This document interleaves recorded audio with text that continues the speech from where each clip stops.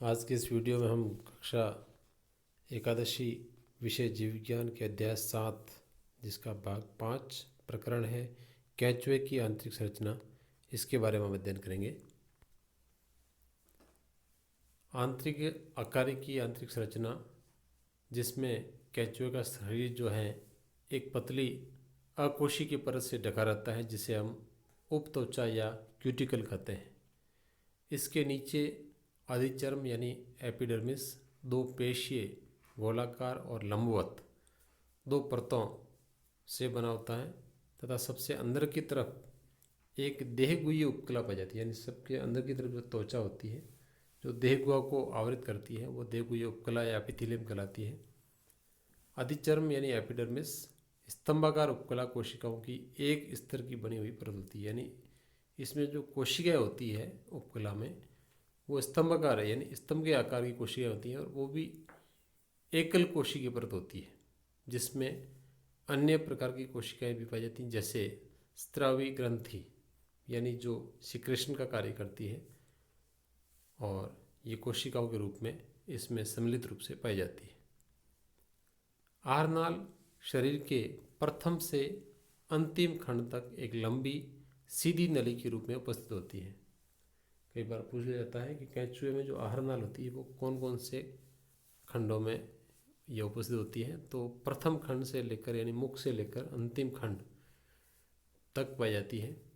प्रथम खंड पर उपस्थित मुख प्रथम से तृतीय खंड में फैली हुई मुख गुहा में खुलता है। जो मुख होता है केंचुए का वो पहले से तीसरे खंड में फैली हुई जो मुख गुहा होती है बगल कैविटी उसमें खुलता है, जो ग्रसनी की ओर अग्रसर होती है। यानी जो मुख गुहा होती है वो ग्रसनी में खुलती है और चौथे खंड में जाकर ये ग्रसनी में खुलती है। ग्रसनी जो होती है वो एक छोटी संकरी नलिका में खुलती है, जिसे हम ग्रशिका या ओएसोफेगस कहते हैं। यह 5वें से 7वें खंड तक पाई जाती है। पूछ लेते कई बार ग्रशिका कौन से खंडों में होती है केंचुए के, तो 5वें से 7वें खंड में। तथा एक पेशीय पेशनी जिसे गिजार्ड कहते हैं, यह 8वें और 9वें खंड तक चलती है। जो भोजन या भोज्य पदार्थ आते हैं उनको पीसने का कार्य करती है, गिजार्ड कहते हैं इसे, या हिंदी में पेशनी कहते हैं। ये केंचुए की आहार नल का जो डायग्राम है देख सकते हैं इसको।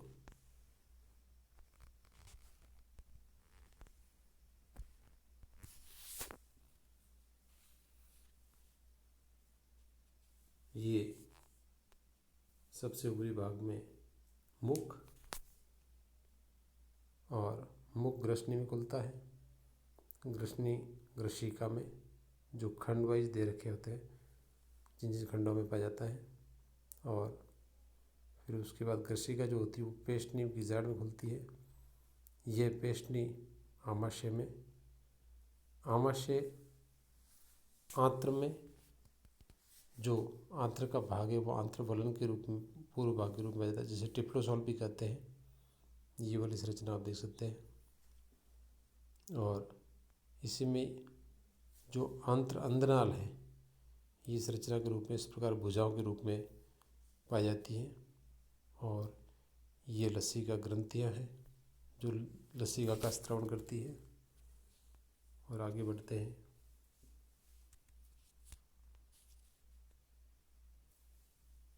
देख सकते हैं आंत्रवलनी भाग जिसमें आंत्रवलन पाए जाते हैं। ये वाला पोर्शन आंत्रवलनी भाग कहलाता है। और ये आंत्र के भाग है। और ये देख सकते हैं इस प्रकार के आवरण है आंत्रवलन के रूप में उपस्थित। ये केंचुए की आहार नाल का डायग्राम दिया हुआ है। इस प्रकार केंचुए की जो आहार नाल है वो इसके मुख्य मुख्य भाग इस प्रकार इसमें पाए जाते हैं।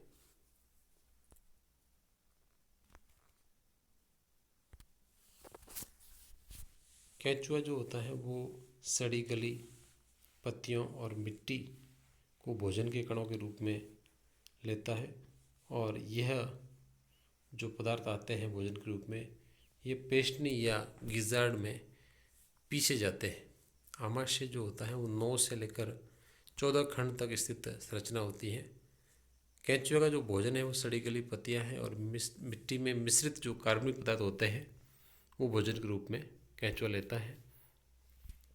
आमाशय में कैल्सीफेरस जो ग्रंथियाँ होती हैं, वे ग्रंथियाँ ह्यूमस जो मिट्टी से या मिट्टी के रूप में जो भोजन प्राप्त किया जाता है उसमें ह्यूमस की मात्रा होती है, उसमें उपस्थित जो ह्यूमिक अम्ल है उन अम्लों को ये कैल्सीफेरस ग्रंथियाँ अपने स्रावों से उदासीन बना देती है। ये इनकी विशेषताएं होती है। आंत्र 15वें खंड से प्रारंभ होकर अंतिम खंड तक एक लंबवत नलिका के रूप में मिलती है और जिसमें आंत्रवलन भी पाए जाते हैं।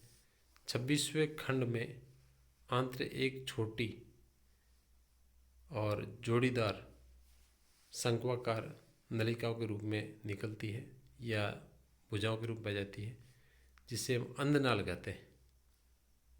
आंत्र का विशिष्ट गुण होता है जो 26 खंड से या खंड संख्या 26 से प्रारंभ होता है और अंतिम जो 23 से 25 खंड है इनको छोड़कर आंत्र की जो पृष्ठ सतह है यानी ऊपरी भाग है उसमें वलन के रूप में संरचना पाई जाती है, जिसे आंतरिक वलन कहते हैं या भित्ति भंज इसमें पाया जाता है, जिसे आंत्र वलन या टिफ्लोसोल भी कहते हैं, जो आंत्र में सलवटों के रूप में पाए जाते हैं। यह वलन आंत्र में अवशोषण को प्रभावी क्षेत्र के रूप में वृद्धि को दर्शाता है, यानी आंत्र में जो अवशोषण का कार्य करने वाला जो भाग होता है वो टिफ्लोसोल या आंत्र वलन भाग होता है। कई बार पूछ लिया जाता है कि आंत्र में कैंचुए की जो आंत होती है उसमें अवशोषण का जो क्षेत्र बढ़ाने का कार्य कौन करता है, तो आंत्र वलन यानी टिफ्लोसोल ये कार्य करते हैं। आहारनाल शरीर के अंतिम खंड पर एक छोटे छिद्र के रूप में खुलती है, जिसे हम गुदा या एनस कहते हैं। केंचुआ कार्बनिक पदार्थों से भरपूर मृदा को भोजन के रूप में निगलता है, यानी जो भोजन होता है वो मृदा से भरपूर होता है। आहारनाल से गुजरते समय इसमें पाचक रस है, एंजाइम है, इन सभी का मिश्रण इसमें होता रहता है, जो कि पदार्थों के साथ धीरे धीरे घुल मिल जाते हैं। ये एंजाइम जटिल भोज्य कणों को सूक्ष्म अवशोषणीय के कणों में बदल देते हैं, यानी जो जटिल भोजन के कण होते हैं उनको सरल कणों में बदलने का कार्य करते हैं ये एंजाइम। ये सरल अणु या जो कण हैं वो आहारनाल झिल्ली द्वारा अवशोषित कर ले जाते हैं, यानी जो टिफ्लोसोल भाग होता है आंत्रवलन उसमें ये अवशोषित हो जाते हैं। फेरेटिमा केंचुआ, इसका जो रुधिर परिसंचरण तंत्र है वो बंद प्रकार का, यानी रुधिर जो है वो वाहिकाओं में धमनियों और शिराओं में बहता है, यानी रुधिर में वाहिकाएँ होती है, धमनियाँ शिराएँ और केशिकाएँ होती हैं और हृदय भी पाया जाता है। बंद रुधिर परिसंचरण तंत्र के कारण रुधिर का हृदय तक और हृदय से रक्त वाहिनियों तक जो बहाव होता है वो सीमित रहता है। संकुचन रक्त परिसंचरण तंत्र को एक दिशा प्रदान करता है, यानी केंचुए में संकुचन की प्रवृत्ति होती है बॉडी के अंदर, जिसके कारण जो ब्लड है वो एक दिशा में बहता है। रुधिर का जो बहाव है हृदय से वो संकुचन के कारण एक दिशा में बहता है। सूक्ष्म रुधिर वाहिकाएं रक्त को आहारनाल, तंत्रिका रज्जु और शरीर भित्ति तक पहुंचाती है, जो सूक्ष्म नलिकाओं के रूप में पाई जाती हैं। ये आहारनाल को, तंत्रिका रज्जु इन तंत्रिकाओं को और शरीर की जो दीवारें हैं उनको रक्त पहुंचाने का कार्य करती है। ये केंचुए की जो परिचय तंत्र पाया जाता है केंचुए में उसका डायग्राम है, देख सकते हैं। ये केंचुए में पाई जाने वाली पृष्ठ भाग की रुधिर वाहिनी है, जिसे पृष्ठ वाहिका कहते हैं। ये पार्श्व यानी साइड में पाए जाने वाले हृदय हैं, देख सकते हैं आप, पार्श्व हृदय कहते हैं ये वाले। और ये भी पार्श्व में होते हैं, लेकिन कृषि के स्थान में, यानी कृषि का जहाँ पाई जाती है, कृषि की जो भाग होता है उसमें, तो ये पार्श्व कृषि के हृदय कहलाते हैं, कृषि के। और ये संधाई वाहिका है जो ऊपरी जो पृष्ठ वाहिका है इसको अधर भाग से जोड़ना, यानी अधर जो भाग होता है या अधर जो तंत्रिका या अधर जो वाहिका होती है उसे जोड़ने का कार्य करती है संधाई वाहिका है। इस प्रकार ये पृष्ठ और अधर भाग में वाहिकाएं पाई जाती है। ये हम देख सकते हैं इसमें पार्श्व यानी साइड में स्थित ग्रशी की वाहिकाएं होती है। ये जैसा कि मैंने बताया आपको अधर वाहिका है, ये पृष्ठ वाहिका है और ये इसमें पाई जाने वाली संरचना जिसे अग्रपाश या लूप भी कहते हैं जो गहरे के रूप में विद्यमान है। यह अधस तंत्रिका वाहिका है जो तंत्रिका रज्जु को ब्लड प्रदान करती है। इस प्रकार ये कैंचुए में परिसंचरण तंत्र पाया जाता है। रुधिर ग्रंथियां चौथे, पांचवें और छठे देह खंड पर पाई जाती है। ये ग्रंथियां हीमोग्लोबिन तथा रुधिर कोशिकाओं का निर्माण करती हैं जो रुधिर प्लाज्मा में घुल जाती है। यानी जो ग्रंथियां हैं वो हीमोग्लोबिन बनाती है, रुधिर की कोशिकाओं का निर्माण भी करती है जो रुधिर के प्लाज्मा में घुली रहती है। इनकी जो प्रकृति है वो भक्षकाण्विक होती है, यानी भक्षण करने की होती है। जो अगर हानिकारक कीटाणु या इसमें होते हैं कण ऐसे तो उनका भक्षण कर लेती है।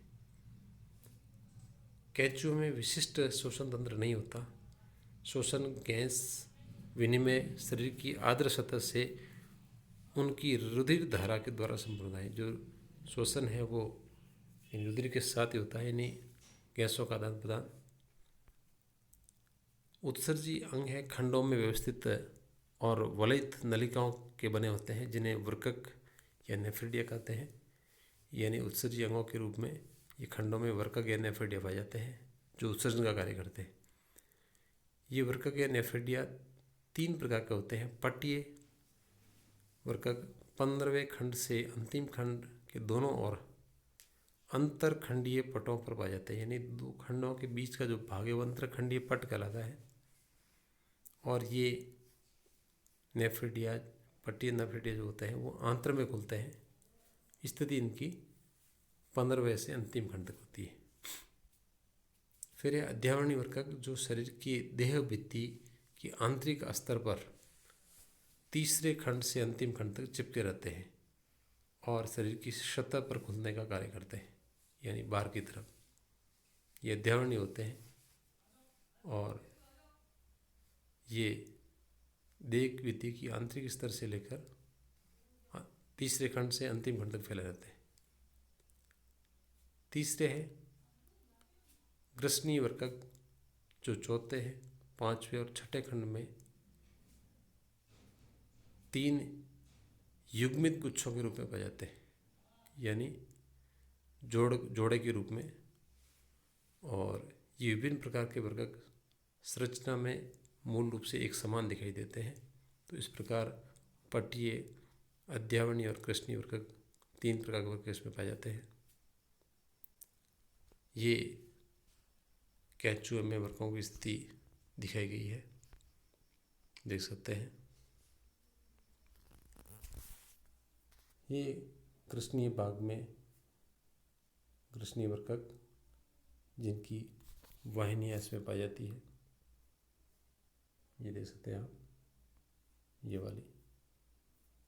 और कृष्णीय वृक्कों का जो झुंड होता है, गुच्छा जो होता है वो इस प्रकार यहाँ पर विद्यमान है। ये देखिएगा, ये वृक्क पॉइंट्स के रूप में दिखाई दे रहे हैं। अध्यावरणीय वृक्क है और अध्यावरणीय वृक्क पुंज के रूप में, यानी इस प्रकार समूह के रूप में यहाँ पाए जाते हैं। ये देख रहे हैं आप, ये सारे पट्टीय वृक्क होते हैं।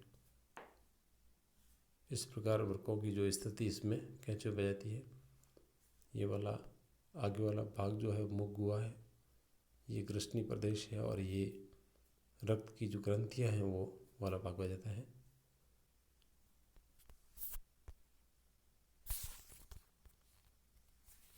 हमें वर्कक शरीर तरल के आयतन और संगठन का नियमन करते हैं। शरीर का जो तरल पदार्थ है उसके आयतन का, यानी शरीर के अंदर तरल पदार्थ की कमी या बढ़ोतरी होना, इन दोनों का नियंत्रण भी वर्ककों के द्वारा होता है।